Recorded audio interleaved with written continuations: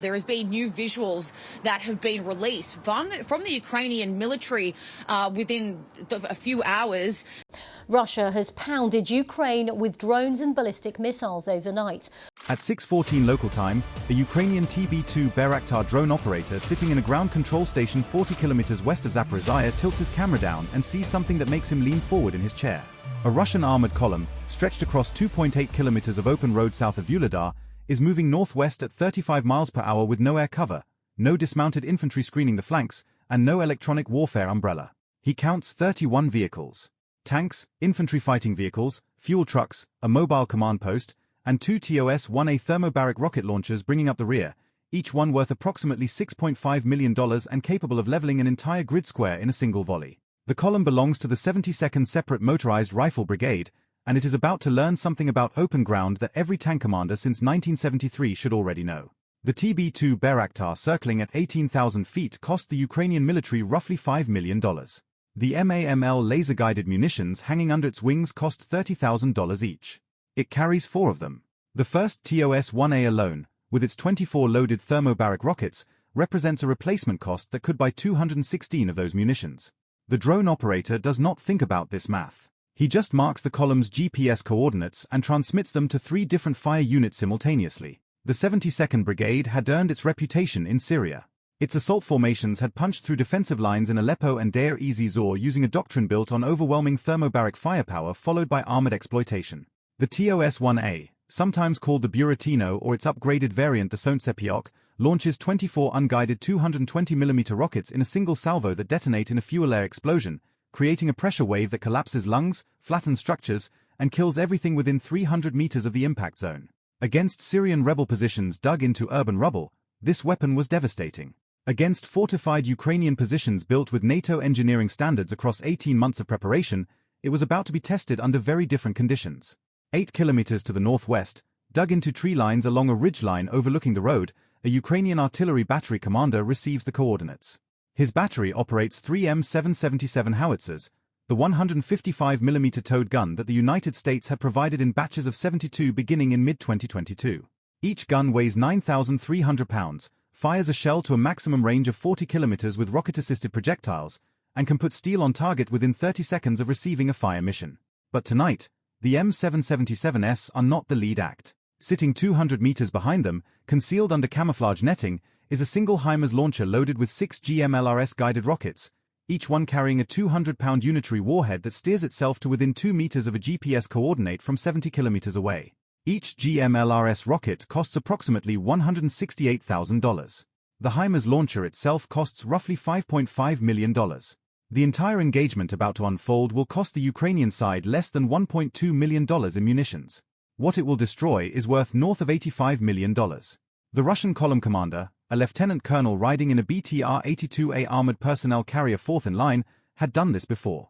His formation was textbook Soviet-era march column with modifications for the Ukrainian threat environment. He had spaced his vehicles at 80-meter intervals instead of the standard 50, reducing the chance that a single artillery strike could hit multiple targets. He had positioned his 2 TOS-1A launchers at the rear where they would be protected by the mass of the column ahead of them. His lead element, 3 T-72B3 tanks with contact 5 explosive reactive armor, moved in a wedge formation 600 meters ahead of the main body, scanning the road with thermal sights. His electronic warfare section, operating from a modified Tiger armored vehicle, was actively jamming common Ukrainian drone frequencies across a 4-kilometer radius. The plan was to reach the assault position 11 kilometers northwest, deploy the TOS-1A launchers on a pre-surveyed firing line, and deliver 48 thermobaric rockets onto Ukrainian defensive positions before the infantry fighting vehicles closed the remaining distance under the cover of that apocalyptic barrage. It was a genuinely good plan. It had worked 4 times in Syria. It accounted for artillery. It accounted for basic drone threats. It accounted for ambush. It did not account for what was actually watching. 3 kilometers above the column, the TB2 Bayraktar was flying outside the effective jamming radius of the Tiger-mounted electronic warfare system. The R330ZH JITEL jammer in the Russian vehicle was designed to disrupt communications and GPS signals within a 25-kilometer radius at its rated power, but its effectiveness against the TB2's frequency hopping link to its ground station degraded significantly beyond 3 kilometers of lateral distance, and the drone was operating at an altitude that put it well outside the system's optimized engagement envelope. The JITEL was built to disrupt ground-level communications. Looking up was not its strong suit. What the column commander also did not know was that 60 kilometers to the west, in a bunker that had been a school gymnasium 14 months earlier, a Ukrainian intelligence fusion cell had been tracking the 72nd Brigade's logistics pattern for 9 days. They knew the column was coming. They knew its approximate route because the brigade supply trucks had used the same road 3 times in the previous week, and the tire tracks were visible on commercial satellite imagery that cost the Ukrainian military $4 per square kilometer to access. They knew the approximate time because intercepted radio communications, decrypted with equipment provided by a NATO ally that nobody in the fusion cell was authorized to specifically name, had reference to 0600 movement order. The TB2 had been loitering over the road since 0540, waiting for headlights. At 0616, exactly 2 minutes after initial visual contact, the first GMLRS rocket leaves the HIMARS launcher from a concealed position in a tree line 38 kilometers to the west. It climbs on a pillar of white smoke, arcs to an altitude of 50,000 feet, and begins its terminal descent at 1,600 miles per hour. The GPS coordinates it is steering toward marker point 15 meters ahead of the lead T-72B3 tank, right in the center of the road. The intent is not to destroy the lead vehicle. The intent is to create a crater in the road 3 meters wide and 1.5 meters deep that nothing in the column can drive over, around, or through at speed. 14 seconds later, the rocket impacts. The lead T-72, 60 tons of steel and reactive armor, shudders to a halt. The road ahead is gone. The driver throws the tank into reverse. Behind him, the second and third T-72s brake hard, tracks locking, each one sliding forward on the muddy road surface for another 12 meters before stopping. The column compresses. Spacing that was 80 meters begins collapsing to 40, then 30. This is the single worst thing that can happen to an armored column under observation, and it takes 11 seconds. 38 kilometers west, the HIMARS crew is already gone. They fired one rocket, started the engine, and are rolling to an alternate position 4 kilometers north before the first rocket has even impacted. This is the shoot-and-scoot doctrine that makes HIMARS a nightmare for counter-battery radar. The Russian Zoopark-1 counter-battery radar system, positioned 22 kilometers behind the column, detects the launch, calculates the point of origin, and transmits firing coordinates to a 2S-19 MSTA self-propelled howitzer battery. The MSTA battery fires 6 rounds of 152mm high explosive at the HIMARS position. The shells arrive 94 seconds after launch. They crater an empty tree line. The HIMARS is 1.3 kilometers away, driving north at 55 miles per hour on a farm road. Russia just spent $18,000 in ammunition to destroy Ukrainian topsoil. Back at the kill zone, the column commander is doing exactly what a competent officer would do. He orders the column to disperse off-road into the adjacent fields. The BTRs and BMP-3 infantry fighting vehicles, designed for cross-country movement, begin fanning out. The T-72s reverse and attempt to create spacing. The TOS-1A launchers, 44 tons each on a T-72 chassis, start turning off the road to the south. This is the correct response. Against conventional artillery, dispersal reduces casualties from any individual shell by spreading the target area. Against a single drone with 4 small munitions, dispersal makes each vehicle harder to engage individually. The problem is that this is not conventional artillery and it is not a single drone. At 0618, 4 minutes after first contact, the TB2 operator releases his first MAML munition.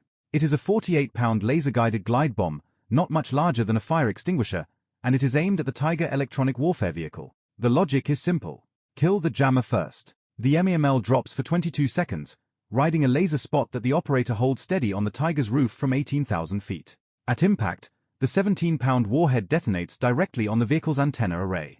The Tiger does not explode dramatically. It simply stops. Its antenna folds sideways like a broken umbrella. The jamming signal across the column's frontage drops to 0. Every Ukrainian drone frequency that was suppressed 5 seconds ago is now wide open. 12 kilometers to the east, 2 Ukrainian modified commercial drones, DJI Matrice 300 platforms carrying single RPG-7 warheads rigged with 3D printed tail fins, receive their control signals clearly for the first time since the column entered their area of operations. Their operators, sitting in a basement 6 kilometers behind the front line with modified gaming controllers and FPV goggles, see the column on their screens for the first time. Each drone cost roughly $2,500 including the modified warhead. The two of them together are worth less than the fuel in one of the T-72's tanks. At 0619, the second GMLRS rocket arrives. This one is targeted at the rear of the column, specifically at the trailing TOS-1A launcher. A TOS-1A carries 24 thermobaric rockets in exposed launch tubes mounted on top of the chassis. The rockets are not armored. They are not protected by the vehicle's hull. They sit in the open air, pointed forward, full of fuel-air explosive mixture, like 24 blowtorches pointed at the sky and praying nobody lights a match. The GMLRS warhead detonates 3 meters from the rear TOS-1 as launch rack. The sympathetic detonation is immediate. 22 of the 24 loaded thermobaric rockets ignite simultaneously, not launching but simply exploding in place. The fireball reaches 200 feet into the air. The pressure wave flattens grass in a 150-meter radius. The T-72 chassis underneath the launcher is peeled open like a tin can. The second TOS-1A, 90 meters ahead, catches shrapnel across its launch tubes. 3 of its 24 rockets cook off in sequence over the next 8 seconds, each one adding another blossom of fire to a scene that is now visible from 30 kilometers away. The column's entire thermobaric capability, the weapon system that was supposed to crack Ukrainian defensive positions wide open, destroys itself in a chain reaction that lasts 11 seconds. The 72nd Brigade just neutralized its own fire support. Somewhere in a Lockheed Martin conference room, someone is going to use this footage in a slide deck titled Return on Investment. The column commander, still alive in his BTR-82A, is now dealing with a situation that has no good options. His lead element is blocked by a crater. His rear element is a wall of fire. His electronic warfare coverage is gone. His 2 most valuable weapon systems are burning wreckage. He orders the remaining vehicles, 22 still operational, to disperse south into the open farmland and attempt to reach a parallel road 1.8 kilometers away. The BMP-3 infantry fighting vehicles begin moving at maximum off-road speed, roughly 28 miles per hour across soft ground. The T-72s follow. The fuel trucks, heavy and slow, fall behind immediately. At 0620, the first FPV drone arrives. It comes in at 60 miles per hour, 3 feet off the ground, invisible against the dark soil until the last second. The operator guides it directly into the engine deck of the rearmost T-72B3 through the gap between the turret and the hull. The RPG warhead detonates inside the engine compartment. The tank does not brew up immediately, but black smoke pours from its rear grille and it stops moving. The crew bails out. 9 seconds later, the second FPV drone hits a BMP-3 in the side armor, just below the turret ring. The BMP-3 has a maximum of 43 millimeters of aluminum armor at that point. The shaped charge penetrates without difficulty. The vehicle shudders, the hatches blow open from internal overpressure, and it begins to burn. The TB2 operator releases his second MAML. This one targets a fuel truck that has bogged down in the soft field 400 meters south of the road. The truck, carrying 8,000 liters of diesel, detonates in a fireball that turns the surrounding mud into a shallow crater of burning fuel. The fire will burn for 6 hours. At 0621, the third and fourth GMLRS rockets arrive, 14 seconds apart. The third hits a cluster of 3 BMP-3s that had bunched together trying to navigate around a drainage ditch. The 200-pound warhead lands between 2 of them. Both are destroyed instantly. The third takes shrapnel damage that shreds its left track and it spins to a halt, immobilized. The fourth GMLRS rocket targets the column commander's BTR-82A, which the TB2 operator has identified by its additional antenna array and its position relative to the other vehicles. The rocket arrives at a 70-degree angle, almost vertical, at 1,600 miles per hour. The BTR-82A has a maximum of 10 millimeters of steel armor on its roof. The math does not require elaboration. 22 kilometers behind the now disintegrating column, the Russian Zoopark-1 radar detects this second HIMARS launch, calculates a new point of origin, and transmits coordinates for another counter-battery strike. The MSTA battery fires again. The shells land in an empty field. The HIMARS has already displaced to its third position. It is operating like a ghost that hits you and then simply is not where you look. Russia has now spent $36,000 in counter-battery ammunition and hit nothing but Ukrainian agriculture. At 0622, 6 vehicles are still moving. 3 T-72B3 tanks, 2 BMP-3s, and a single Tiger utility vehicle carrying the brigade's forward air controller, who has been screaming into a radio for 4 minutes requesting air support that does not exist because the nearest available Su-25 ground attack aircraft is sitting on a runway 340 kilometers to the east with an engine fault that has been awaiting parts for 11 days. The TB2 operator releases his third MAML at one of the retreating T-72s. The munition hits the turret roof. Against the T-72B3's 45 millimeters of turret roof armor, the MAMLS-shaped charge warhead penetrates cleanly. The turret does not pop off the way it does in the viral videos. The tank simply stops. Smoke leaks from every seam. The crew does not emerge. 4 more FPV drones arrive from the east. The basement operators have been handed fresh drones by a resupply team that drove up in a civilian minivan with 8 more units in cardboard boxes in the backseat. Each drone costs less than a decent used car. They hit 2 more BMP-3s and a T-72 in rapid succession, the operators flying their disposable aircraft into engine decks, turret rings, and open hatches with a precision that comes from doing this 15 to 20 times a day for months. At 0623, the 5th GMLRS rocket targets the last cluster of moving vehicles. It hits 40 meters from the surviving T-72, close enough that the blast wave throws a track and jams the turret traverse mechanism. The tank is technically alive. It can drive in a straight line. It cannot shoot at anything that is not directly in front of it. It might as well be a $3 million paperweight with a diesel engine. At 0624, the TB2 operator releases his fourth and final MAML at the Tiger carrying the forward air controller. The vehicle is hit cleanly. The radio calls for air support stop. 6 minutes. 31 vehicles entered the kill zone. 27 are destroyed, burning, or immobilized. 4 survive, all damaged, limping south at walking speed. The 72nd Brigade's assault capability for this sector is gone. The thermobaric launchers that were going to crack Ukrainian positions are scattered across 2 kilometers of burning farmland in pieces no larger than a car door. The electronic warfare umbrella is a smoking antenna lying sideways in a ditch. The command vehicle is a hole in the ground. Total Russian losses, approximately $85 million in equipment, including 5 T-72B3 tanks at $3 million each, 2 TOS-1A launchers at $6.5 million each, 8 BMP-3 infantry fighting vehicles at $3.2 million each, 2 Tiger vehicles, 2 fuel trucks, assorted support vehicles, and a column commander who will not be filing an after-action report. Total Ukrainian expenditure, 5 GMLRS rockets at $168,000 each, 4 MAML munitions at $30,000 each, 6 FPV drones at $2,500 each, and approximately 90 minutes of TB2 flight time. Roughly $1.1 million. The exchange ratio is 77 to 1. The 72nd Brigade spent more money on the diesel fuel to drive into the kill zone than Ukraine spent destroying them. The column commander's plan was not stupid. His spacing was sound. His formation doctrine was proven. His electronic warfare was active. His thermobaric firepower was overwhelming on paper. He accounted for artillery, for basic drone threats, for ambush. He planned for the last war he fought. Syria did not have HIMARS. Syria did not have NATO intelligence fusion. Syria did not have commercial satellite imagery at $4 per square kilometer or basement drone operators with gaming controllers flying $2,500 guided munitions into the weak points of $3 million tanks.